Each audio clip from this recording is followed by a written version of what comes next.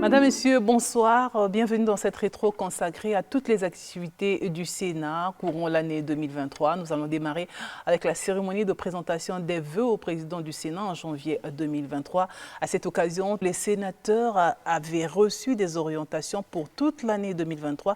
Aussi, ils avaient été invités à intensifier leur rôle de modérateur et à mieux travailler sur leur rapport concernant l'approfondissement de la décentralisation. Regardez.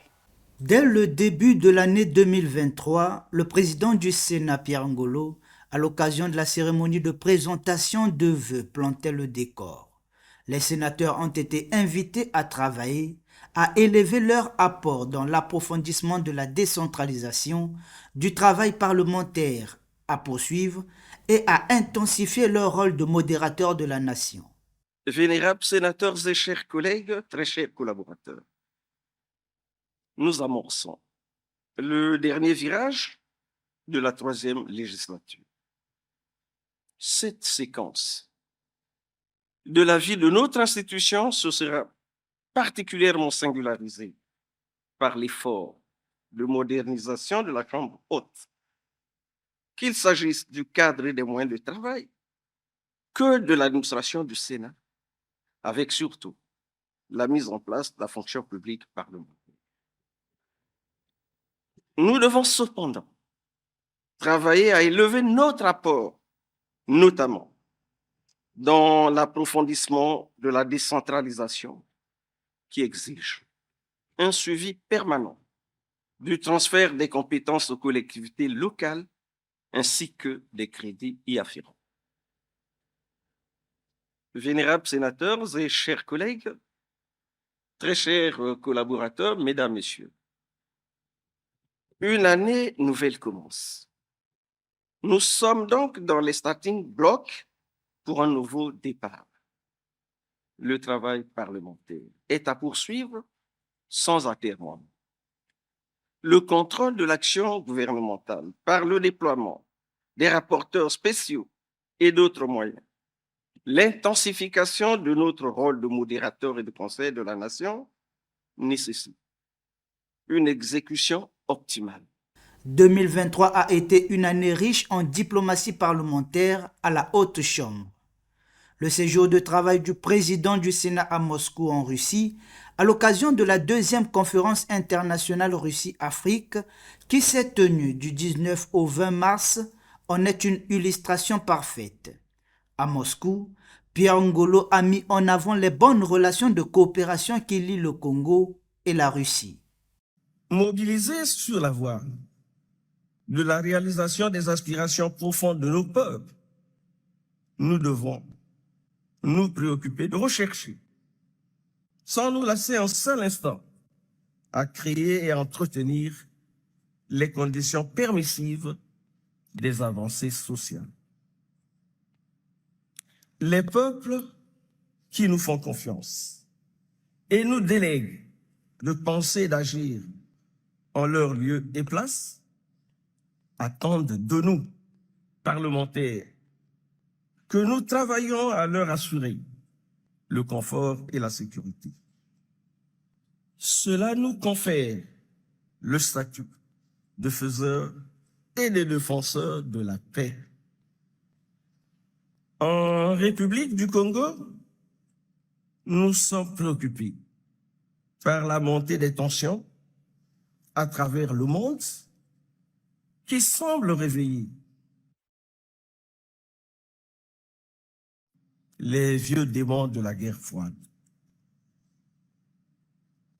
Face à de sérieuses menaces qui pèsent sur notre planète, de plus en plus exposée à la reconstitution de 2 blocs aux relations tumultueuses, nous émettons le vœu aux décideurs de tous les coins de la Terre de privilégier la voie pacifique dans le règlement de tout litige. La paix, cette valeur essentielle pour la vie en société, que d'aucuns considèrent comme l'étoile qui doit nous guider et notre objectif le plus cher, est à ne pas aliéner. Elle est à ne jamais aliéner. que nous disions toujours « Vive la paix ». À la tête d'une importante délégation des parlementaires de la Chambre haute en séjour de travail à Paris en France, Pierre Ngolo, président du Sénat avec sa suite, a été chaleureusement accueilli par son homologue français Gérard Larcher au Palais de Luxembourg, siège du Sénat français. Les deux personnalités ont eu un tête-à-tête, occasion pour les deux modérateurs de passer en revue les relations diplomatiques entre les deux États, mais aussi entre les deux Sénats. Nous sommes très attachés à ce que naisse une nouvelle coopération, notamment avec la République du Congo. République du Congo qui joue un rôle important dans l'ensemble de la région et du continent, avec un président qui est reconnu comme un sage. Et j'ai pris un engagement, donc je le fais devant vous, c'est que je viendrai à l'invitation du président du Sénat, au Sénat de la République du Congo, pour renforcer encore ce partenariat. Aujourd'hui est un jour mémorable. Nous venons de signer le protocole d'accord qui devra désormais régir la relation entre nos deux Sénats. C'est dire l'engagement que nous venons de prendre à partir de ce jour, de renforcer la diplomatie parlementaire et de fait d'accompagner les gouvernements et les chefs d'État. La visite des sénateurs congolais au siège du Sénat français demeurera à jamais dans les annales de l'histoire des deux institutions. Après les échanges entre les deux délégations, le président Gérard Larcher a offert un déjeuner à la délégation des sénateurs congolais. Je souhaite réellement que cette rencontre, ce déjeuner, le salut solennel que vous aurez en séance dans l'émission la plus regardée de la politique, mercredi, en début d'après-midi, sera l'occasion d'affirmer, pas simplement au Sénat de la République, mais aux Françaises et Français, que cette histoire singulière entre nous n'est pas simplement dans l'histoire et un symbole, mais une réalité. Nous disons merci à nos amis français et nous rassurons qu'un nouveau départ vient d'être pris pour que, entre la France et le Congo, avec le concours de nos deux chambres, la coopération soit une coopération dynamique et fructueuse. La délégation des sénateurs congolais a été invitée à assister à la séance des questions d'actualité organisée dans l'hémicycle du Sénat français.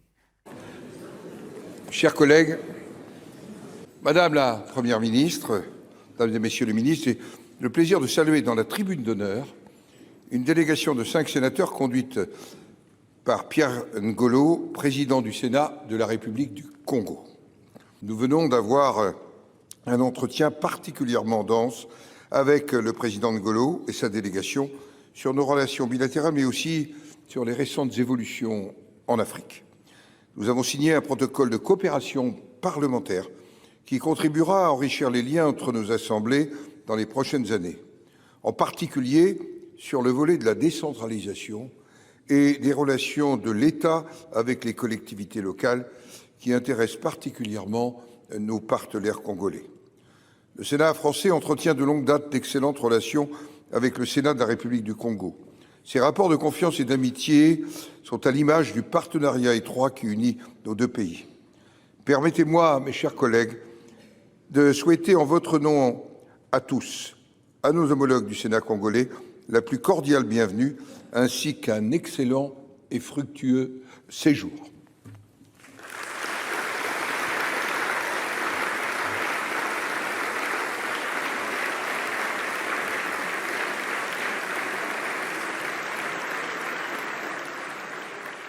Toujours dans le cadre de la diplomatie parlementaire, dans le volet des audiences, le bal a été ouvert par son Excellence Eugène Young, ambassadeur des États-Unis au Congo.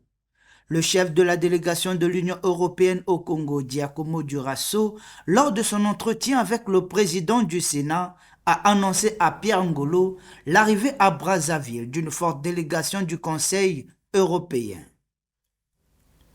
Aussi, le président du Sénat a échangé avec l'ambassadrice de France au Congo, Claire Bodoni, l'ambassadeur de Turquie, Ilmi Ej Türemen, la nouvelle ambassadrice de Chine au Congo, Liane, l'ambassadeur de l'Algérie au Congo, Azedine Riach. Pierre Ngolo a également accordé son hospitalité à la présidente du Sénat ivoirien, Madame Kondia Kamisoko Kamara, première femme à être élue à la tête du Sénat ivoirien.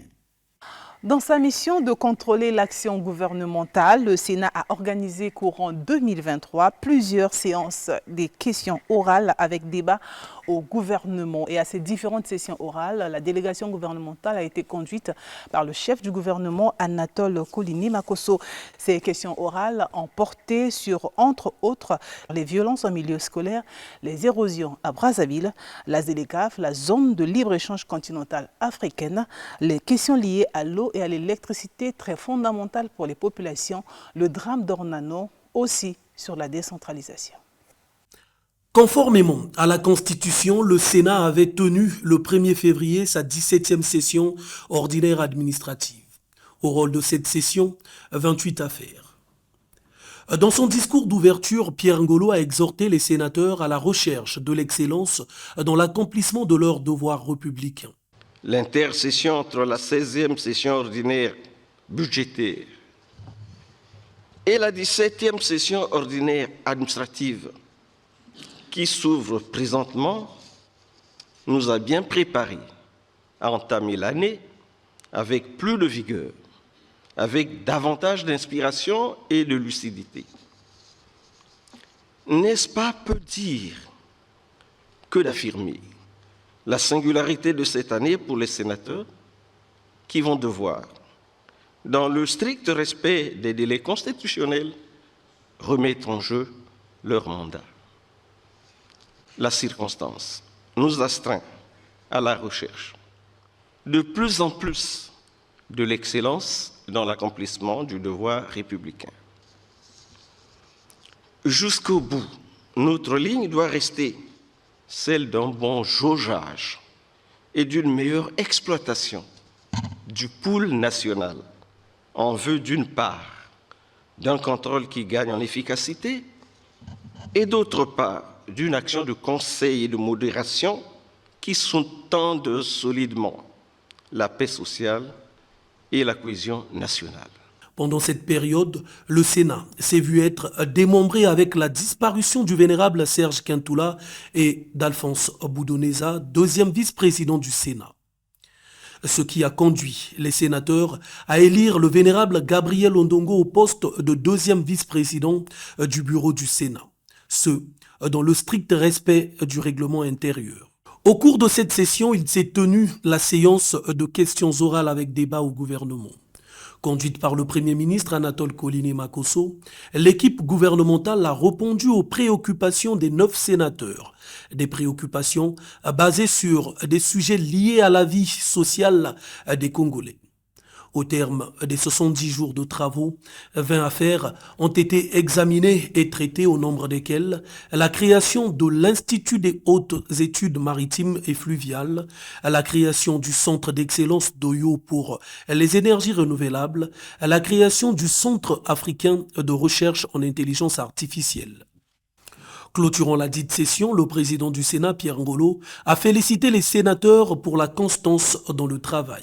En un peu plus de 5 ans de cheminement, il s'est forgé au sein de l'institution un esprit de corps qui a vu éclore la tolérance, l'écoute, la compréhension et l'harmonie indispensables à l'accroissement des rendements. La volonté des sénateurs et des collaborateurs d'endurer, de transcender les épreuves et de se prêter davantage au service du prestige de la Chambre haute s'est révélée tout au long des 70 jours de nos travaux. Pendant 70 jours, nous avons recherché, débattu et pris des délibérations qui, nous l'espérons, auront un impact positif sur la vie de nos population raisonnablement fondée d'aspirer au mieux-être. Du 2 juin au 13 août 2023, sous la houlette de son président Pierre Ngolo, la Chambre haute a tenu sa 18e session ordinaire administrative, la dernière de la 3e législature. Dans son allocution d'ouverture, Pierre Ngolo a appelé les sénateurs à donner à cette session la dimension qu'elle mérite. Nous avons, pendant l'intercession, suivi avec grand intérêt le mouvement du président de la République, chef de l'État, son Excellence Denis Sassou Nguesso, à l'intérieur du pays, notamment à Pointe-Noire, Ouessou, Mfondo et Oyo. Dans ces différentes localités, le chef de l'État a lancé des projets importants qui s'inscrivent dans une suite logique de sa constante volonté de transformer le Congo et de le porter effectivement au développement. D'un intérêt économique et social évident, ces projets participent pour certains de la stratégie d'intégration au niveau de la sous-région. Le Sénat salue et soutient avec force toutes les actions qui placent notre beau pays sur la voie du développement. Et le développement, c'est avant tout un état d'esprit qui prône les vertus du travail et élève la discipline, la rigueur, la stricte observance de l'intérêt général comme principes cardinaux devant régir le comportement des différents acteurs. Au regard des conclusions de cette session, on peut souligner que la moisson a été bonne et Pierre Ngolo s'en est félicité. Les sénateurs, considérant les collectivités locales comme leur raison d'être, doivent peser toujours pour que soit donné à la décentralisation tout son sens. À cet effet, notre encadrement est en permanence requis et il nous incombe de placer les élus locaux en situation de bien répondre à cet appel de son Excellence Denis Sassou Nguesso, président de la République, chef de l'État, lorsque le 28 novembre 2022, devant le Parlement réuni en congrès, il déclare, je cite, « L'occasion est indiquée pour renouveler également mon appel aux conseils locaux afin que soit donné un contenu concret à la décentralisation par, entre autres, leur engagement sans faille pour une gestion orthodoxe des services décentralisés en vue d'un essor cohérent de nos différentes collectivités. » Fin de citation.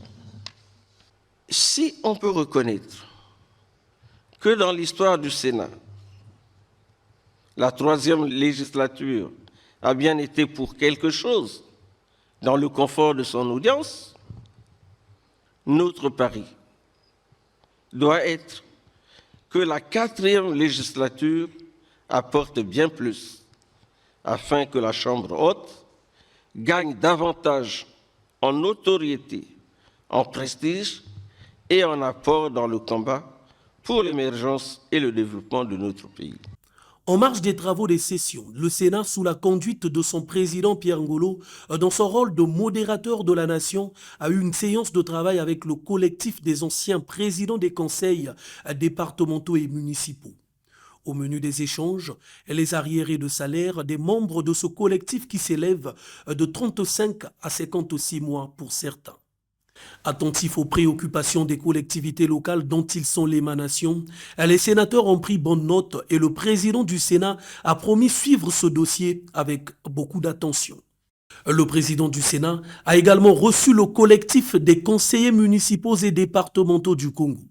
Cette délégation est venue solliciter la révision de la loi portant fonctionnement du Conseil avec en ligne de mire la proposition d'un salaire mensuel pour les conseillers. Cette loi, pour nous, les conseillers, présente une injustice. Le collectif propose au gouvernement de la République un traitement financier alloué à chaque conseiller par mois une somme de 2 500 000 francs CFA. Les conseillers sont abandonnés à la belle étoile depuis 20 ans. Monsieur le Président, les membres du bureau, nos doyens, nos anciens, nous venons ce jour auprès de vous pour que notre préoccupation soit pour vous une priorité de prise à cœur. Prenons la parole, le président du Sénat les a invités à plus de responsabilité et à la méthode. Posons le problème de façon responsable, pas dans un esprit de rivalité. 2 500 000, 3 millions, 200 000, ici on ne peut pas dire. Il s'agit d'obtenir que demain, s'il y a possibilité, bien, on garantisse un statut meilleur aux conseillers pour qu'ils ne se sentent pas comme abandonnés, délaissés. Il n'y a pas de raison. Je crois qu'il y a des évolutions et il faut en tenir compte, mais il faut aller de façon méthodique. La coopération entre le groupe de la Banque mondiale et le Congo était au centre des échanges entre le président du Sénat congolais et l'administrateur pour le Congo auprès de la Banque mondiale. Le but de cette mission, vraiment, écouter les institutions, vous écouter sur comment est-ce que vous voyez ce dialogue-là. Dans le cadre de la réforme du groupe de la Banque mondiale, où est-ce que vous trouvez, où est-ce que vous sentez qu'il faille mettre plus l'emphase, les priorités, mais aussi échanger avec vous sur le dialogue naturellement, les enjeux, ce qui ressort au cours des derniers jours, d'abord naturellement l'importance de la vision du leadership, la vision du politique, le rôle du politique dans l'agenda du développement, le PND, sa mise en œuvre, mais aussi les questions plus critiques sur le secteur de l'énergie, l'agenda climatique, le secteur de l'agriculture qui a aussi un énorme potentiel que nous ne voyons pas encore suffisamment porté à l'échelle au regard de ses potentialités. Ce sont des sujets qui ressortent très fortement. Au moment où nous étions sérieusement en difficulté, nous nous sommes retrouvés avec la Banque mondiale et le FMI en décembre 2017. Ça se passait dans notre ancien siège là-bas du Palais des Congrès. Ce jour-là, après avoir relevé les insuffisances constatées dans la gestion, qui ont généré la situation que nous vivions, la situation grave au plan économique et financier, situation pour laquelle nous sollicitions le concours des partenaires, dont la Banque mondiale et le FMI. Après avoir relevé cela, vous indexiez les parlementaires. Parce que, selon vous, les contre-performances enregistrées et qui étaient à l'origine de la situation grave que nous gérions étaient dues aussi par l'insuffisance du contrôle, notamment le contrôle parlementaire. Et vous posez la question de savoir si on devait vous accompagner en tirant les leçons de ce qu'on a vécu. Est-ce que le Parlement jouera son rôle? Est-ce que vous exerceriez le contrôle de façon à limiter certains dérapages? Nous disions, et c'est l'engagement que nous prenions devant vous, nous disions, aidez-nous et nous-mêmes nous ferons l'effort qui s'impose pour qu'on ne continue pas à gérer constamment cette situation. Il faut quand même qu'on tire les enseignements du passé. Le Parlement jouera son rôle. Et il faut que, en matière de gouvernance, on sente une évolution. Je crois qu'on s'était compris. La Banque mondiale et le Fonds monétaire international ont résolu de nous accompagner. Et un accord a été signé. C'est dans le cadre de la gestion de cet accord que vous venez régulièrement au Congo, question de voir, question de faire le point. Et je dois, au nom du Sénat, vous remercier. Et nous saluons l'effort que vous faites pour nous aider. Et nous souhaitons que cette coopération se développe. C'est pour cela que j'ai dit, bon, y aurait-il d'autres observations? Si oui, faites-les nous. Parce que nous ne sommes pas toujours censés saisir les limites de notre action. C'est beaucoup plus les observateurs qui sont les mieux placés. Pour ce qui est entrepris, nous pensons que le partenariat se développe assez bien. Je ne peux pas dire très bien, le partenariat se développe assez bien. Nous avions pris la résolution pour sortir de la situation qu'on a déplorée entre-temps. Nous avions pris la résolution de diversifier l'économie. Et dans ce cadre-là, nous avions dit, il nous faut faire de l'agriculture. Faire de l'agriculture une ressource importante. Et vous avez suivi qu'entre-temps, il y a eu une élection présidentielle au Congo. Je pense qu'on a suivi le programme du président élu, qui a placé l'agriculture au centre de l'action, qui devrait permettre à l'économie congolaise de se tonifier. Et de ce point de vue, un travail important se fait, mais on a les limites qui sont les nôtres, mais l'engagement est là, la volonté est là. Vous constatez aussi que on ne mise plus exclusivement sur le pétrole, parce que nos peines sont pour l'essentiel dues au fait que nous ne comptions que sur le pétrole. Et comme le pétrole gère ces situations, les prix varient d'un moment à l'autre. On a là un expert du pétrole. C'est jamais la constance. Quand les prix montent, eh bien c'est tant mieux pour nous. Quand ils chutent, et c'est le désarroi. Il faut donc faire tout pour qu'on ne dépende pas que du pétrole. On a le pétrole, c'est bien, mais il faut développer d'autres ressources.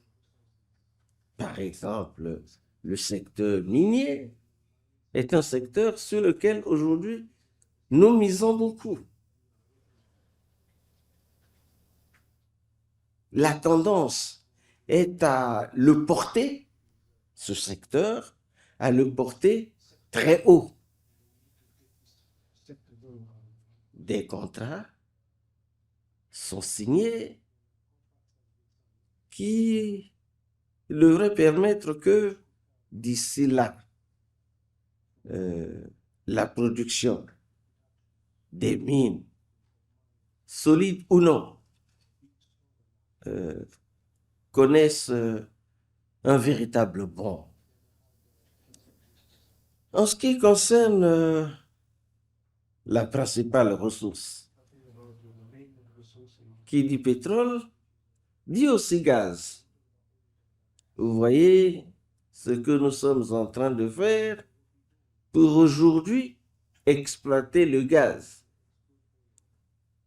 Pour aujourd'hui faire que nous soyons producteurs même du gaz liquéfié, qui devrait nous permettre d'exporter à grande échelle et de nous donner suffisamment de marge.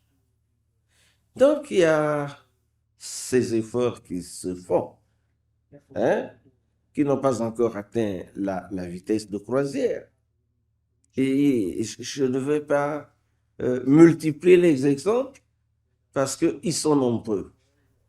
Alors, il y a ces efforts qui se font et bon, de l'extérieur, vous voyez, vous appréciez, vous constatez ce que sont les performances, vous constatez aussi ce que sont les contre-performances. Il est souhaitable toujours qu'on bénéficie de votre encadrement. Nous avons réalisé qu'il y a tous ces efforts, il y a un véritable frein. Les freins, c'est un peu ce que nous dénonçons de plus en plus avec force. Vous avez la fraude, vous avez la corruption, vous avez la concussion, bien, vous avez la dilapidation des deniers publics. Ce que le président résume à travers le concept d'antivaleur. Si nous devons aller véritablement au développement, il nous faut absolument combattre cette gangrène. Il faut mettre l'accent sur la lutte contre les antivaleurs. Il s'agit là d'une transformation de mentalité. C'est jamais mécanique. C'est un processus. Mais c'est un processus sur lequel nous mettons l'accent de plus en plus.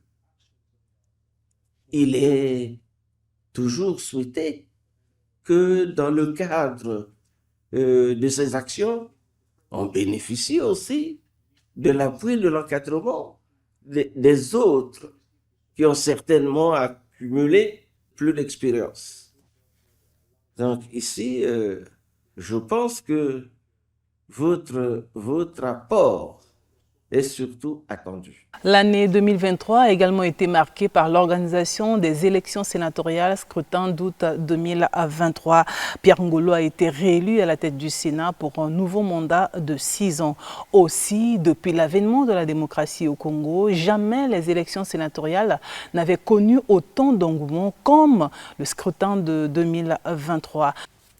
Dans le strict respect des délais constitutionnels, les sénateurs ont remis en jeu leur mandat, ce qui a donné lieu à l'ouverture de la campagne sénatoriale à scrutin du 20 août 2023. Depuis l'avènement du bicaméralisme au Congo, jamais l'on a assisté à une campagne aussi mouvementée pour l'élection sénatoriale, ce qui témoigne de la vitalité de la démocratie congolaise. Nous pouvons vous faire confiance. Nous espérons que le 20 août, aucune voix ne nous manquera. Et on nous a demandé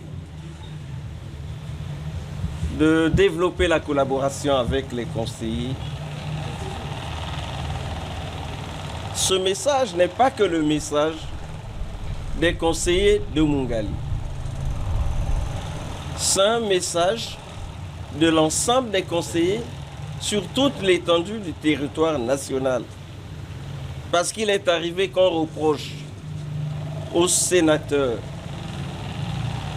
de manquer de développer la collaboration, la complicité avec les mandants. Ici, nous sommes à Brazzaville. Si ce reproche peut avoir un certain sens dans certains départements, nous pensons que le temps que nous avons passé ensemble ne justifie pas pour le cas de Brazzaville ce reproche, cette critique. Le 20 août 2023, sur l'ensemble du territoire national, les conseillers municipaux et départementaux ont procédé à l'élection des sénateurs. Une élection qui avait permis de renouveler la structuration de la Chambre haute du Parlement congolais. C'est ainsi qu'à l'occasion de la session inaugurale, le Sénat s'est vu être doté d'un nouveau bureau. À l'issue de l'élection qui a reconfiguré le bureau du Sénat, Pierre Ngolo a été réélu président du Sénat avec un pourcentage de 100%. Il est suivi du vénérable Ralco Mwanda Kitinga qui occupe le poste de premier vice-président. Gabriel Ondongo, deuxième vice-président. Premier secrétaire, Julien Epoula. Deuxième secrétaire, Elisabeth Mapa. Première questeur, Carole Andrea Sassou-Nguesso. Deuxième questeur, Pierre-Justin Makosso. L'acte historique qu'ils viennent ainsi de poser au nom de l'Assemblée de la République me met certes en position de privilégié dont on ne peut qu'être fier, mais m'investit plus d'une lourde charge qui braque sur moi les exigences et les attentes des citoyens ainsi que de la nation. C'est pour moi l'occasion de remercier infiniment son Excellence Denis Sassou Nguesso, président de la République, chef d'État. À lui, merci. Grand merci pour la confiance renouvelée à mon égard. J'ai pleinement conscience de cette marque d'attention. Je lui dis merci. Grand merci pour tous les sacrifices qu'il a consentis et qu'il n'arrête de consentir pour le Congo et pour la démocratie que notre peuple s'est choisi comme voie de développement après une critique acerbe du système monopartite. Cette session inaugurale aura été un moment d'identification des priorités stratégiques, des objectifs et des lignes directrices qui guideront l'action à venir du Sénat. La rétrospective de la mandature précédente, qui a mis en évidence les succès engrangés et cerné les limites constatées, a placé la 4e législature sous le signe de l'excellence. Le postulat pour l'excellence exprime la volonté manifeste de fortifier les avancées du passé afin que le Sénat pèse de plus en plus lourd sur l'arène nationale. Il s'ensuit donc, vénérables sénateurs et chers collègues, que notre responsabilité totalement engagée nous impose de nous mettre véritablement à la tâche. Par l'action et par l'exemple, réunissons les conditions de l'élévation substantielle du coefficient de participation de l'institution Sénat à l'effort national, visant à bâtir un Congo, État de droit, souverain, unitaire et indivisible, décentralisé, laïque et démocratique, que proclame de façon apodictique l'article 1er de la Constitution. Vénérables sénateurs et chers collègues, nous voici dorénavant à l'épreuve et nous n'avons pas le droit de décevoir ceux qui, pendant 6 ans, ont le regard et l'espoir tournés vers nous. Conformément à la loi fondamentale, le Sénat a tenu du 15 octobre au 23 décembre 2023 la première session budgétaire de la 4e législature. Aux 8 affaires arrêtées à la conférence des présidents, 9 autres ont été ajoutées en cours de session. Dans le cadre de suivi de l'action gouvernementale, les sénateurs ont au cours de cette session initié 2 séances de questions orales avec débat au gouvernement, fruit de l'innovation apportée par le nouveau règlement intérieur. En 2023, les sénateurs ont placé la Chambre haute sur une bonne trajectoire, celle de l'action et de l'excellence.